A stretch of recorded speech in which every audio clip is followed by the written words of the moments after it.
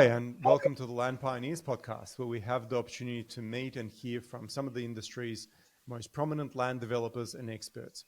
And today's guest is Judi Carr, the founder of Property Republic and most recently PropSquad, a very cool and innovative way of social marketing for land estates. Judi is super impressive with a resume that includes working with some of the absolute giants in the land development across Australia. Welcome, Judi.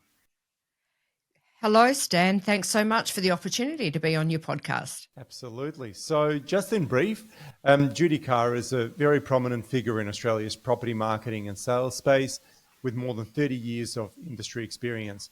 In 2012, she founded the boutique consultancy Property Republic and more recently co-founded the PropTech disruptor PropSquad, a platform helping property developers and builders turn their communities into their most powerful sales team.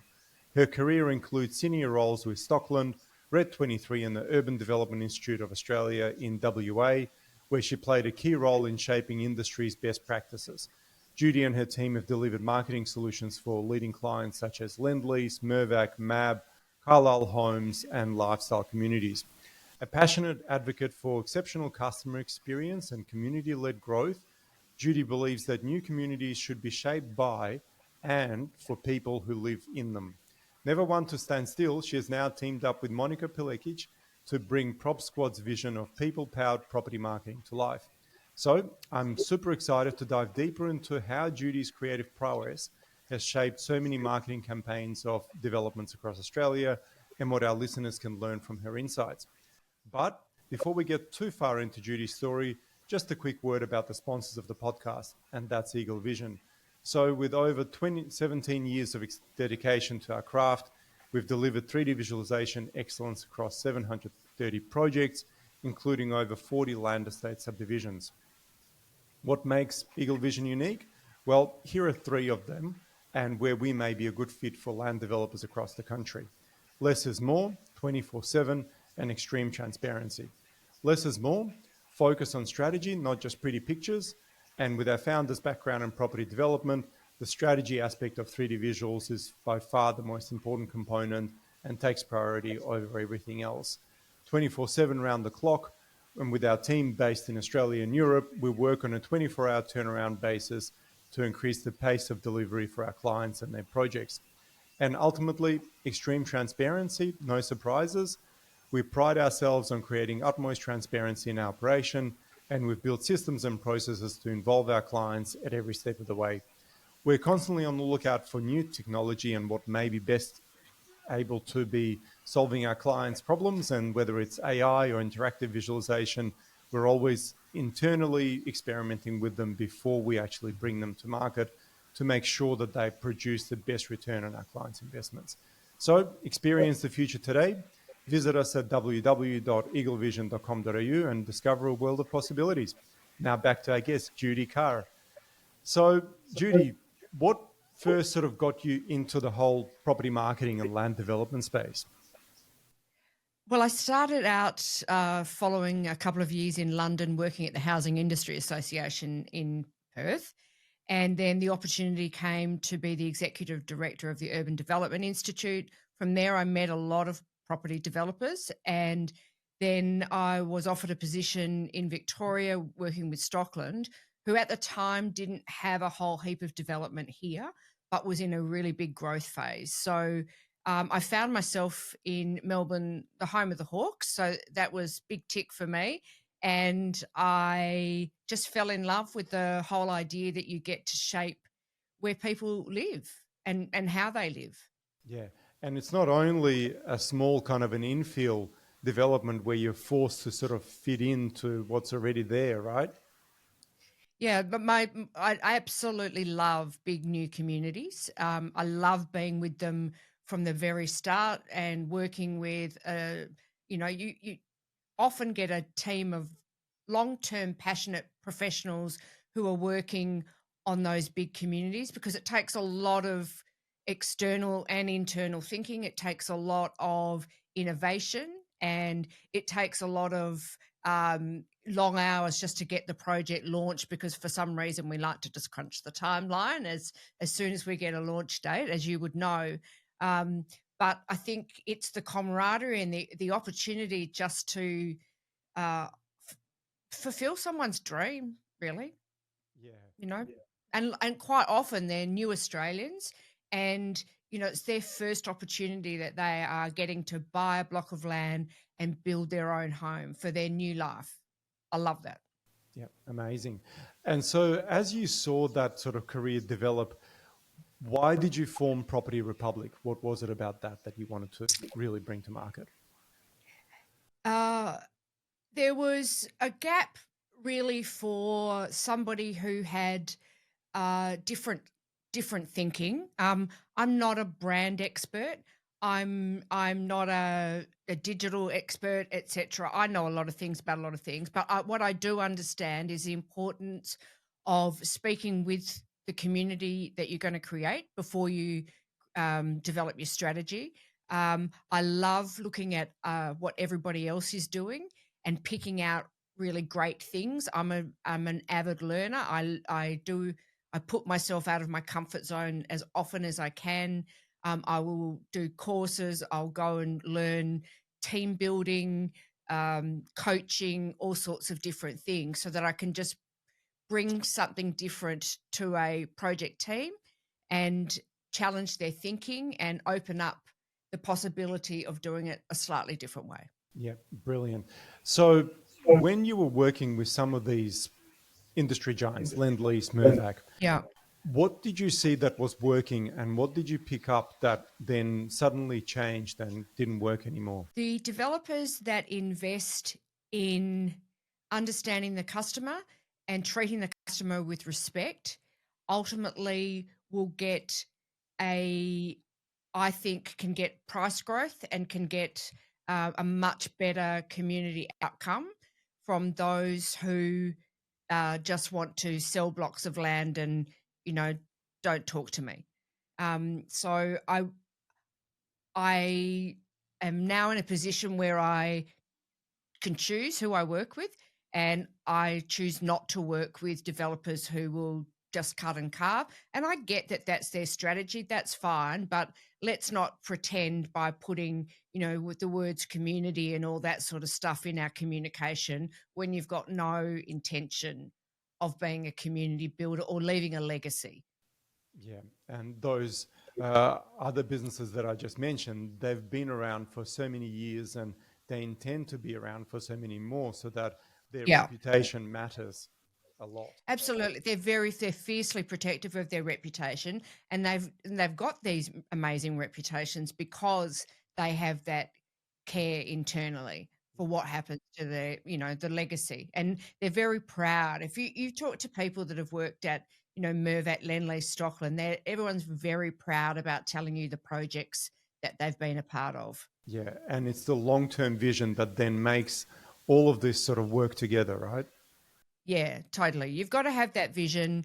You've got to try some of the hard things. Some of the people that I admire the most in property are people who will go out and negotiate for a private school site to come to their project because they know the value of education in a value proposition selling land, and they'll go out and they'll do that deal. They're not easy to do, That's right. but that sets your project up for success. Yeah, and these are not sort of, just small little uh, surface treatments to why this community would be a successful one. Yeah, and there's a lot of elements that you've got to get right to set your project up for success. There's the initial lot mix, it's the initial presentation of the project, it's the care and the follow up and the sales experience, and how you treat them leading up to the day that they settle, and then when they commence construction, and how you communicate new things that are coming. There's a lot of moving parts, and it's interesting because we work in an industry where there's not a lot of certainty. There's I not a think lot of a lot more certainty. uncertainty than. Yeah, and we would like to be able to say to our customers, yes, the train line will be delivered in 2028, but we can't get that certainty. if I could just digress for a little bit, there is a real responsibility from the state government, the local government, the developer, and the community to work together to help deliver some of that certainty. I think that livability isn't a luxury; it's a standard. And if we define livability as having access to public transport, then we need to provide that certainty around the delivery of that kind of product. Yeah. Look, it's often quite difficult to achieve that. And we've had a few people on our podcast from the other side that have dealt with, government departments Yeah. and infrastructure and so forth. And getting them to appreciate the rapid growth and how Yeah. things need to change rather than Yeah. just changing the name on the paper. Yeah. It requires leadership, Yeah. and it requires a deep understanding of how people live their lives and the impact of their decisions on their family life. So the impact of a decision of having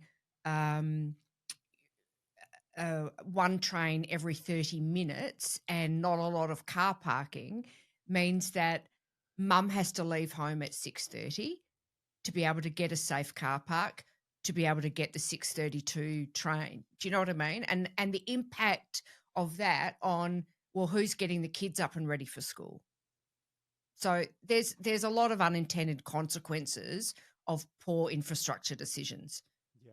or lack of infrastructure It decisions. makes things Yeah. very challenging and brings up that uncertainty. So the developers in return have to be super flexible and agile Yeah. in responding to some of these things. Yeah. So That's right. whilst you were working throughout your career, what made you Mm. think that industry needed PropSquad? Our biggest fans are people who live in our new communities, and they're also our best salespeople. And we have these really clunky refer a friend programs. So most developers will have them, and they're usually full of a lot of rules and regulations, like you can't already be on the database, and they have to settle in certain period of time. And there's like we make it hard. And then it's not digital, which is wacko in these days. And then then the customer has to ring up and say, I referred so and so, where's my money, right? So affiliate marketing, Mon and I knew about existing in different industries, and we thought, well, do you reckon that it would work in property? And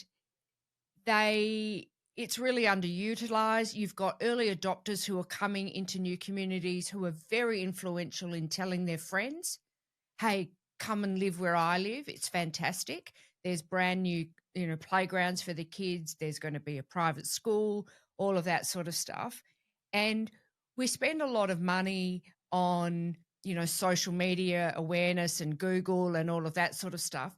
This way, your customers are doing a lot of that heavy lifting for you. They're doing the generating the content. You can't buy user generated content in property. And this using an affiliate marketing program like PropSquad does it all for you. And it's scalable. It's performance based. You only pay for results. There's a lot of win-wins for the community and for the developer. Amazing. So that was the theory to why you decided to bring that in. Yeah. Can you share a case study of actually how then that worked out? Yeah. So we knew that we had, because it was a disruptor, so it's the first of its kind in property. We haven't been able to find it anywhere else in the world. We spent a lot of months doing our research, meeting with different platform providers from all around the world, and nobody had ever experienced it in property. And so we knew that we had to find a project that was market leading in everything else that it did and that would totally get PropSquad. So we chose Woodley, which is a master plan community by Mirvac and VIP in Melbourne's West, and they understood it immediately. So we're very grateful. But they also had an amazing community, and they had fostered that community from day one. And so they have a lot of people who are there who just have absolutely jumped on it. So we're very fortunate that we have delivered them about $5.5 million of sales in the last, and since they've launched PropSquad, which was in the last sort of 8 weeks, maybe 10 weeks, PropSquad's done 18% of their sales. Wow. So, yeah. In the last 10 weeks, nearly Yeah. 20% of the sales Yeah. through affiliate marketing. That's exactly right. Mm-hmm. That's fascinating. We knew we chose the right partner, but it's exceptional, and they're absolutely wrapped there. We get people signing up every day for the platform. Brilliant. How are Yeah. you finding that then works in collaboration with marketing, like traditional marketing? So there's a display suite, Yeah. I imagine, with an agent that either sits there or responds to inquiries. How does that work together? So it complements rather than replaces your existing marketing strategy.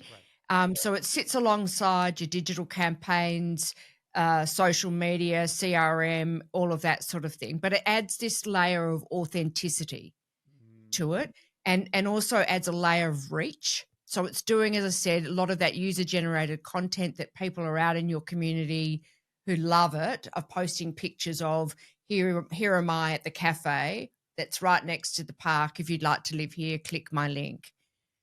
The other thing too, from a sales point of view, is that referral programs focus only at the sales, the very end of the sales funnel. Affiliate marketing rewards affiliates throughout the sales funnel. So you can set it up however you like, but essentially you can reward somebody for filling in a form.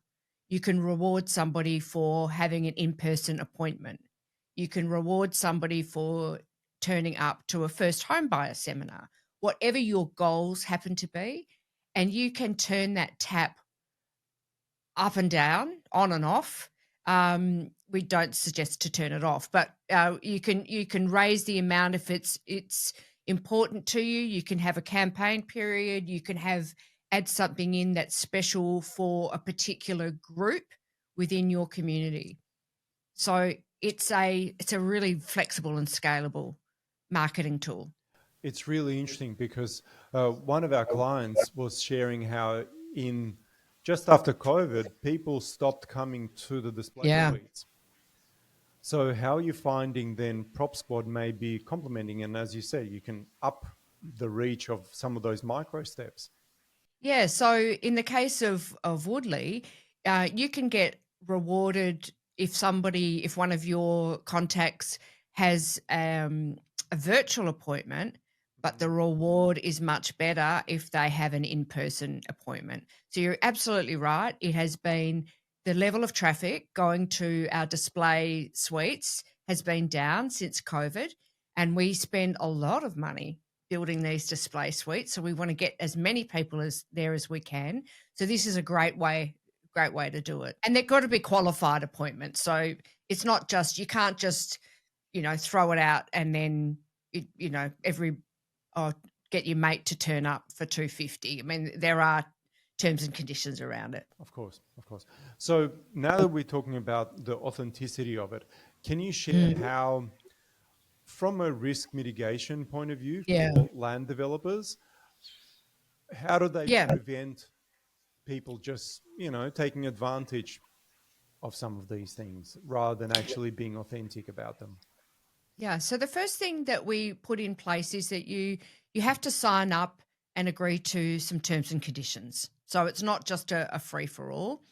We then have, as part of our platform, a very strong spam and fraud detector. And we don't pay out, and we recommend our clients don't pay out until a certain threshold. So, for example, if you're paying $20 for somebody to fill out a form, and as an affiliate, I go and get all my friends to fill out the form, I'm going to have to make $500 worth of form fill outs to get paid.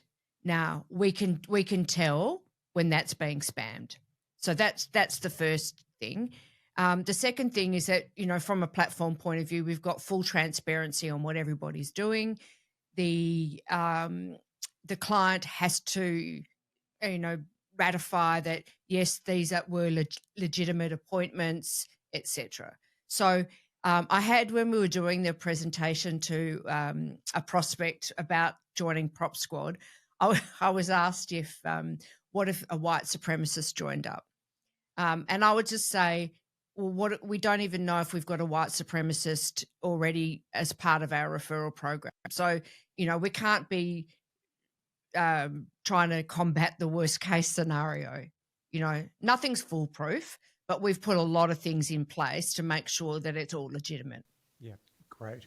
All right. Yeah. So let's then shift gears a little bit and talk about community building. Talking earlier about some of cases where developers had embedded community teams. How are you finding that working versus maybe developers coming in later on? Yeah, I've got a couple of examples of where a developer has committed to it, and what happens during tough times is the first resource to go is the community development resource within a developer. And so this example was, I had been working with this developer on this project, and the community part was in place, etc. Fast forward, let's just say 8 years later, the developer wanted to talk to the community about a new precinct that they were putting in place. Now, they'd dropped the whole community development thing a few years ago when the going got tough. And so they wanted to get uplift on this new precinct.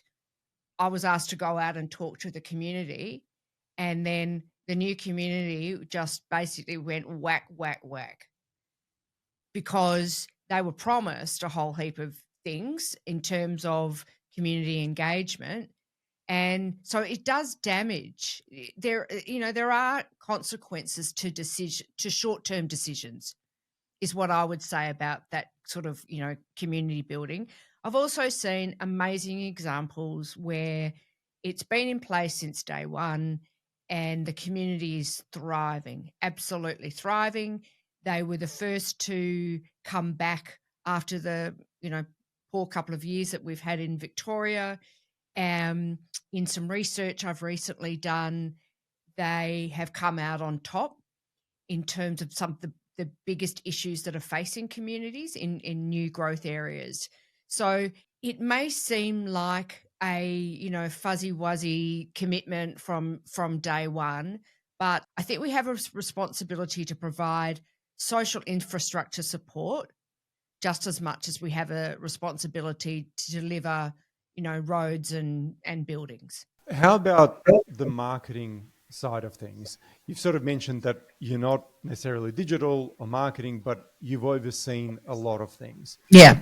What have you seen work well, and where have you seen maybe developers make some mistakes? Spending a lot of your marketing budget up front on a brand and spending all your time finessing over a brand and a color and a name and a positioning statement, and you've done all that, and then you've actually forgotten that once we've launched, we've got to sell for the next 5 years. So I'm in the minority, I know about this, but if you've got the right product, the right location, the right price, having the fanciest name that's got the most expensive graphic design is not going to help your sales rate anymore. So I really like to see that part just shortened and budget cut a little bit. And then there is more money to be doing things that are really important to the customer on a longer term. The other thing is that Facebook and social media is part of your digital mix. We get told all the time, Facebook leads are no good. So this is what feedback we get from sales teams. Facebook leads are no good. but then there's a place for everything, and it's just understanding what heavy lifting you need your social media to do. So I think it's just understanding what every phase of your project, every marketing aspect, what its job is. So, for example, for me, the first thing that I would do on a new project, as soon as it's handed over, is sort signage out, but don't put too many messages on it. Meaning sort signage out for precincts and stages? Sort signage, key signage locations out to promote your project. That would be my number one thing. Yeah. Great. What's number two? Understand who your customer is. Well, it's actually, customer's number one. Understand who your customer is, understand what their pain points are, and develop a value proposition about what their pain points are. And then sort out the signage. And then sort out signage. Yeah. Great. So whilst all that's going along, where I'm seeing PropSquad really help is in different times helping the developer stay flexible and agile. Is that right? Yeah, totally. So if you were starting a project from scratch and there's an existing community nearby, chances are that people in that existing community will want to upgrade or buy their first home or downsize or invest. And so using an affiliate marketing program like PropSquad, you can tap into the existing community and reward them straight away, and they're already on your side. So before you've even put your sales office on, if you wanted to get pre-sales, etc., it's a good program. And then it's when you've got new purchases, you can build up loyalty through them, and so you're not paying twice to gain a new lead. Do you know what I mean? It's like you've already paid to get them, then use them to become your sales force. Yeah. And are you finding sort of the adoption of this new model with the affiliates being quite positive and active? Yeah, so we made our first payouts the other day to the Woodley. It was a really big. It was a great occasion for Mon and I, and we then go and talk to the other affiliates and say, hey, we've made our first payouts, you could be next, etc. And we can see obviously what they're doing, and it's really exciting. I think it's fantastic that we're paying the community. Yeah. I'd rather pay the community than pay Mark Zuckerberg. Sure. But hey, you're not paying out like tens of thousands of dollars to individuals. They're more like a couple of hundred here and there, right?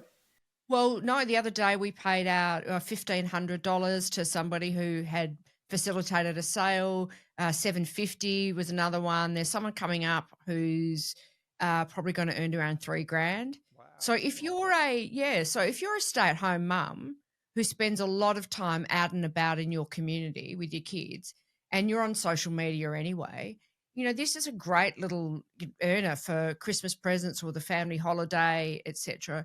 It's also a great platform for developers to use for groups that want sponsorships. So traditionally, we have community groups that come to us and say, can you sponsor my football club? And we go, oh, yes, can we have a sign on the fence? And they go, yes, you can have a sign on the fence and we'll promote you. Well, they generally don't. This way you can say, yeah, I'm happy. There's unlimited earnings for you if your footy club signs up to our affiliate program, and you can earn as much as you like. So we'll give you 1,000 instead of 10,000, and you could possibly earn a whole heap more. So the flexibility around the program, it's not just people who have purchased, it's anybody in the community. It could be the local real estate agents who are referring people anyway, but they're not getting paid any money. It could be the builders. It could be the tradies who are on site doing TikToks anyway. It could be your suppliers. It could be your staff. The possibilities are endless. Yeah.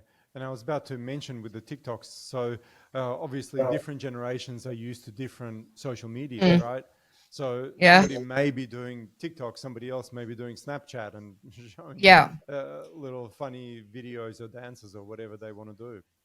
Yeah. And as a marketing professional in property today, when I first started, you only really had to be good at print, signage, um, Maybe a website. writing website, writing a letter, putting it in an envelope, doing a letterbox drop. But now they have to be professionals at so many things, so many, and your budget hasn't changed. It hasn't gone from 2% to 5%. You've still got to manage to have a TikTok strategy, Instagram, Facebook, depending on who your target market is, WhatsApp, Pinterest. There's a lot. And, in your game, we know that vision, people learn visually as well. So now we've got to add that layer onto it. Yeah, Yeah. There's a absolutely. lot to know.